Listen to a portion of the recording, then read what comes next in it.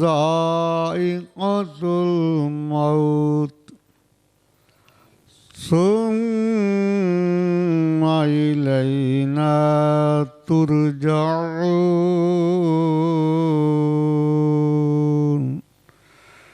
सदक़ल्लाहुल अज़ीम। इन्नल्लाहा व मलाइकतहु युसल्लूना अलन नबी या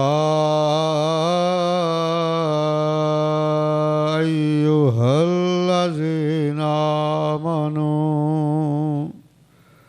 सल्लु अलैहि वसल्लिमू तस्लीमा। अस्सलातु वस्सलामु अलैका या सय्यदी या रसूलल्लाह व अला आलिका व सुहाबिका या सय्यदी या हबीबल्लाह। अल्लाह अल्लाह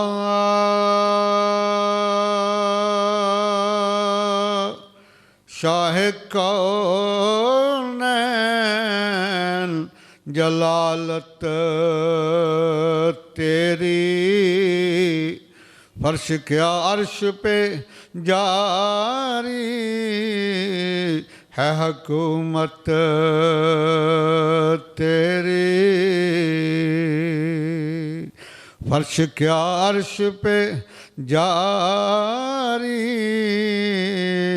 है हुकूमत तेरी।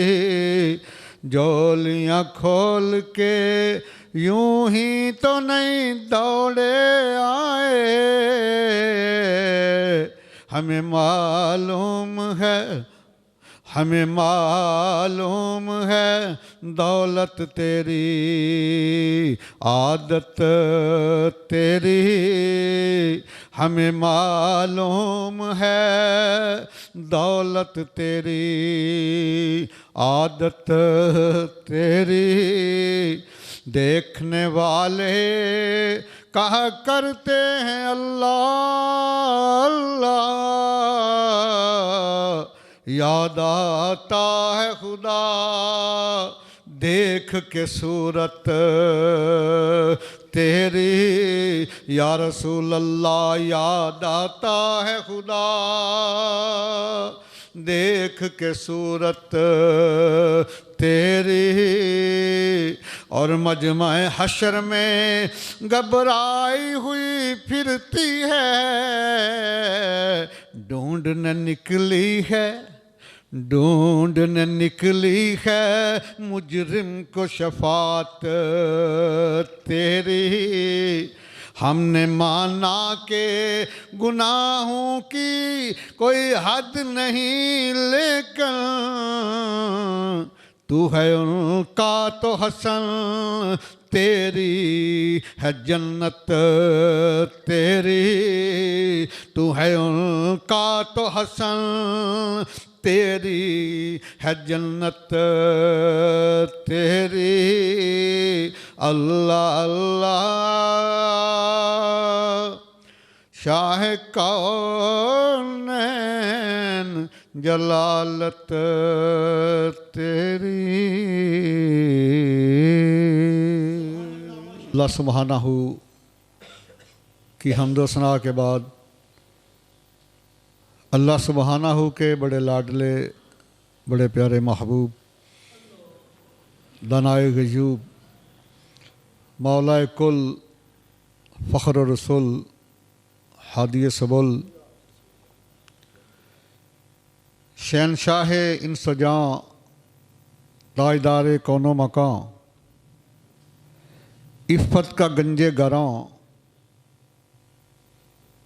शाह ला मकां सैयदा आमना सलाम अलैहा के दुर्र यतीम शफ़ीउल मुज़निबीन हम सब के दिलों की तस्कीन हजूर रहमतल लिल आलमीन अलैहि तहियत व तस्लीम कि बारगाह कुदसिया में हदिया दुरूद व सलाम अर्ज़ किया। चंद अशार बेमिसल महबूब की ज़ात अक़दस की नज़र इमाम हसन रज़ा फ़ाज़िल बरेलवी रहमतुल्लाह का कलाम आपकी समातों की नज़र किया।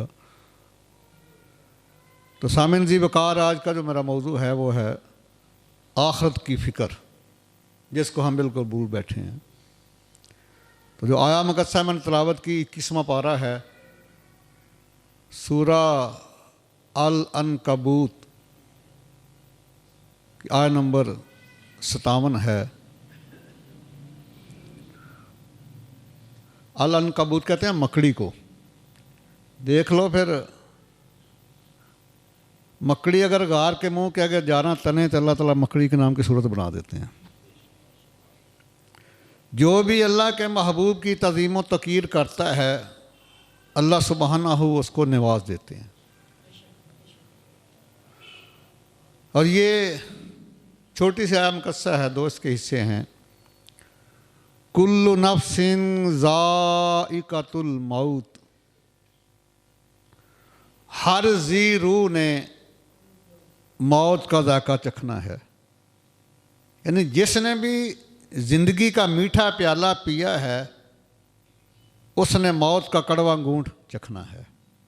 Every self is to taste death. अगर मैं कि सुम्मा इलैना तुरजाऊन,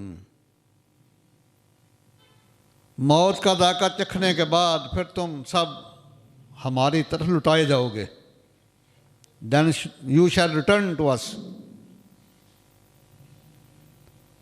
अल्लाह सुब्हानहू ने इस मौत का जिक्र भी किया, फिर अपनी बारगाह अक़दस का जिक्र भी फरमा दिया कि हर किसी ने मौत का जायका चखना है, उसके बाद फिर हमारी तरफ तुमने लुटाया जाना है। फिर तुमसे पूछा जाना है दुनिया में किस मकसद के लिए भेजा था, करके क्या आए हो। और जो हम बोल रहे हैं, जो हम अमल कर रहे हैं, हाथ ला रहे हैं, पाँव ला रहे हैं, हर चीज़ को किरामन कातिबीन नोट कर रहे हैं। 24 घंटे वीडियो हमारी बन रही है और यही क़यामत वाला दिन अमाल नामा होगा हमारा। कोई छोटी सी छोटी भी चीज़ छुप नहीं सकती, ना कोई बड़ा गुनाह छुप सकता है ना छोटा छुप सकता है, क्योंकि जो हमारा खालिक है वो अलीमुम बिज़ातिस सुदूर है। जो सीने के राज होते हैं वो ज़ात उसको भी जानती है। तो आज जिस मकसद की इंसान को भेजा गया दुनिया में, इंसान उस मकसद को भूल गया है। ये बंगले बनाना, बैंक बैलेंस बड़े बड़े बनाना, आला उदों पे फ़ायद होना, इसके लिए नहीं भेजा गया था। सूरह ज़ारियत पढ़ो, अल्लाह ताला ने फरमाया कि सोने इंसान मैंने तुमको किस लिए पैदा की, किस लिए भेजा। वमा हलक़तुल जिन्न वल इंसा इल्ला लियअबुदून।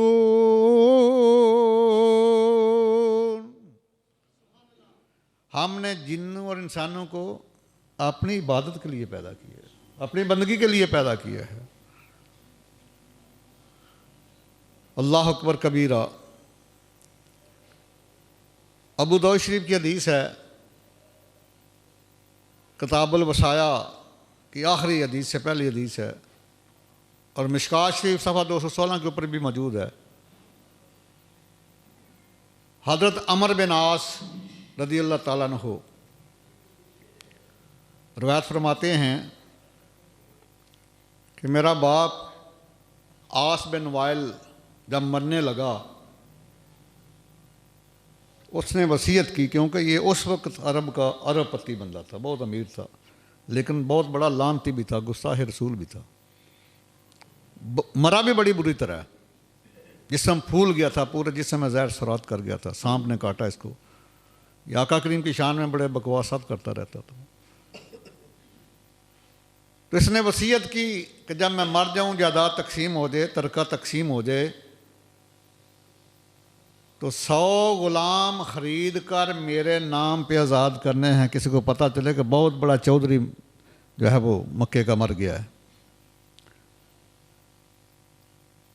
जब ये मर गया, जायदाद तकसीम हुई, इसका बड़ा बेटा था हशाम बिन आस, वो भी काफिर था। उसने 50 गुलाम खरीदे, बाप के नाम पे आज़ाद कर दिए। और छोटा बेटा सैयदना उमर बिन आस रज़ी अल्लाह ताला, ये सहाबी रसूल था। उसने कहा मैं तो आका करीम की बारगाह में जाऊंगा, जो आका करीम हुक्म देंगे मैं वो करूंगा। सरकार की बारगाह में जाकर अर्ज़ करता है, या रसूलल्लाह सल्लल्लाहु ताला अलैहि वसल्लम, मेरे बाप ने मरने से पहले वसीयत की थी 100 गुलाम खरीद कर उसके नाम पर आज़ाद करने की। पता उनको भी था कि मरना उसके बाद हिसाब किताब होना है, लेकिन बहके हुए थे, भटके हुए थे, तकब्बर में थे, फ़िरौनियत में थे। तो मेरे बड़े भाई ने तो 50 आज़ाद कर दिए। अगर मैं 50 गुलाम खरीद कर आज़ाद करूं तो क्या मेरे बाप को सवाब पहुंचेगा? करोड़ हाँ रहमते हूँ सैयदना उमर बिन आस तेरी कब्र अनवर पर। तूने सवाल किया सरकार की बारगाह में, क़यामत तक गुलामान मुस्तफ़ा के लिए सनद बन गई। सुनो करीम आका ने जवाब कितना करीम दिया। फ़क़ाल रसूलुल्लाह सल्लल्लाहु ताला अलैहि वसल्लम, लौ कान मुस्लिमन फ़तक़्तुम अन्हु औ तसद्दक़्तुम अन्हु औ हज्जजतुम अन्हु बालगहु ज़ालिक। आका करीम फरमाते हैं कि शर्त यह है कि मरने वाला मुसलमान हो। लौ कान मुस्लिमा, इफ़ की वाज मुस्लिम, अगर वो मरने वाला मुसलमान होता, लौ कहते हैं इफ़ को, काना था के लिए आता है। अगर मरने वाला मुसलमान होता, फ़तक़्तुम अन्हु, उसकी तरफ से तुम गुलाम आज़ाद करते, औ तसद्दक़्तुम अन्हु, उसकी तरफ से तुम सदका करते, औ हज्जजतुम अन्हु, उसकी तरफ से तुम हज करते। मैं महबूब किबरिया के ऐलान करता हूँ, बालागाहु ज़ालिक, सारे का सारा सवाब पहुँचता है। लेकिन शर्त क्या है? लौ काना मुस्लिमा, मरने वाला मुसलमान हो। अब पता चला कि दो ही बातें हैं, तीसरी बात कोई नहीं। जो इसाले सवाब के मुनकर हैं, जो आहरत में सवाब मिलने के मुनकर हैं, या तो वो मेरे आका करीम के फरमान को ही नहीं मानते, या फिर अपने मरने वालों को मुसलमान नहीं मानते। तीसरी बात यहाँ कोई नहीं है। सरकार ने वाज़ेह फरमाया, लौ काना मुस्लिमा, अगर मरने वाला मुसलमान हो, उसकी तरफ से तुम सदका करो, गुलाम आज़ाद करो, हज करो, बालागाहु ज़ालिक, सारे का सारा सवाब पहुँचता है।